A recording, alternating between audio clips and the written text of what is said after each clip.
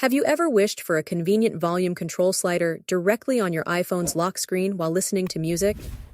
With iOS 18.2, you can easily enable this feature. Stick around to find out how to activate it.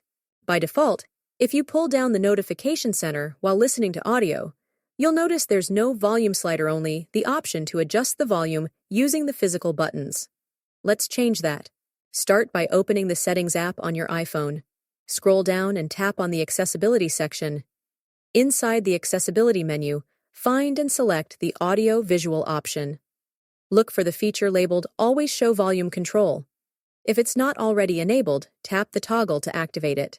Once this setting is turned on, you can pull down the notification center and notice a new volume slider at the bottom. This slider allows you to adjust the audio volume seamlessly without relying on the physical buttons. And that's it! This quick adjustment makes controlling your audio much more convenient. If you found this tutorial helpful, don't forget to give it a thumbs up, subscribe for more helpful tips, and hit the notification bell so you never miss an update. Thanks for watching, and I'll see you in the next video.